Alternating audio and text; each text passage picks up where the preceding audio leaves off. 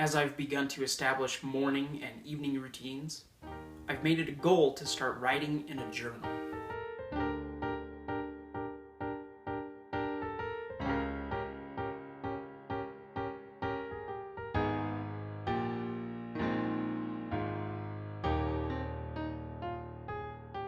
I am terrible at keeping a journal. Awful, really. In one of my more recent journal entries, I said, "So that's a good start to writing in my journal again. We'll see how long I keep it going this time around." The very next entry was 5 months later.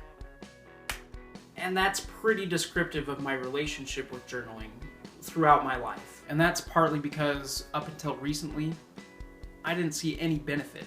First of all, I hate writing. I always have and I always will. And second of all, I've always had a pretty good memory. So why waste my time writing down little events that I either won't care about in 20 years, or I'll just remember? The arrogant foibles of youth. I'm becoming increasingly baffled by how little I remember about my own childhood, and how much I've forgotten just since graduating high school. And it's only going to get worse as time sails away. A journal serves as a link to our own past, which won't fade away with the regular passage of time, like our own memories. But the benefits go way beyond remembering little details of our life. Keeping a journal improves mental and physical health. There is an ever-increasing amount of research which suggests that writing about traumatic or stressful events in our life, as well as writing about our deepest feelings and emotions, can help boost our mental health. There are even some studies that show that journaling can help increase our physical health as well.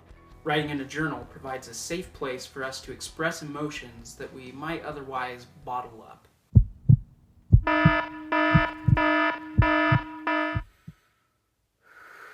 Writing in a journal helps clear mental clutter.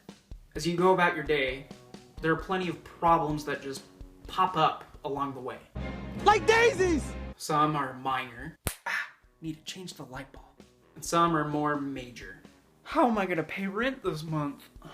Taking the time to write about a problem you're facing naturally focuses your mind, allowing for a clearer path to solve that problem or reach a goal. In addition, there's a psychological phenomenon known as the Zeigarnik effect. It states that incomplete tasks tend to incessantly pop into our mind. But once a task is completed, that stream of reminders tends to stop. Researchers have found that simply writing about or making a plan to complete an unfinished task satisfies the Zeigarnik effect. This allows more mental energy and willpower to go towards solving the problem instead of just remembering the problem exists. Journaling facilitates personal growth. Life moves fast. If you aren't careful, you'll wake up one morning and realize that 10 years have flown by and you haven't done anything you thought you would do to become a better human being. Good intentions can only get you so far, and it's not very far. A journal is a great form of personal accountability, especially if it's coupled with a daily schedule or a list of goals you want to accomplish that day, week, month, or year. A great illustration of how a journal can help with personal growth comes from Benjamin Franklin. Good old Benji Franks would write down 2 questions in his journal each day. At the beginning of the day, he would ask, "What good shall I do today?"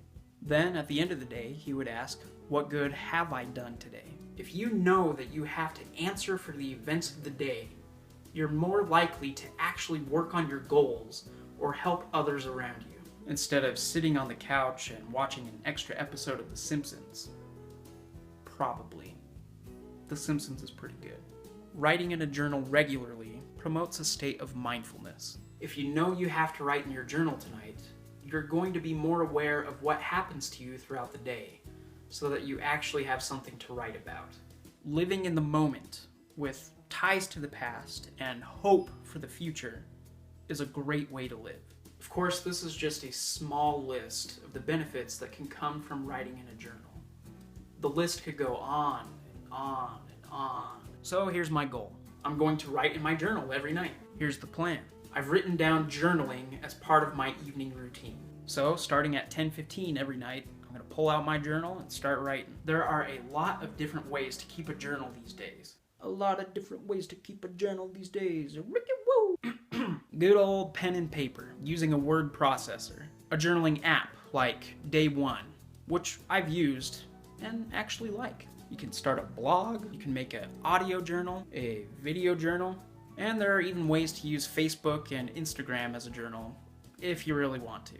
For me, to help with my goals regarding sleep and to stay away from screens before bedtime, I'm going to use old-fashioned pen and paper. For now. And then it's just a matter of making sure to write every day until it becomes a habit. There are plenty of different places to find prompts to help you if you find yourself getting stuck. The thing is, it doesn't matter what you write, as long as you're doing it. Of course, it's easier to write each night if you're living a life that's full of fun and meaningful stories. But we'll get to that later. Until then, this has been Brent's 2 cents. Now, what are some of your journaling tips?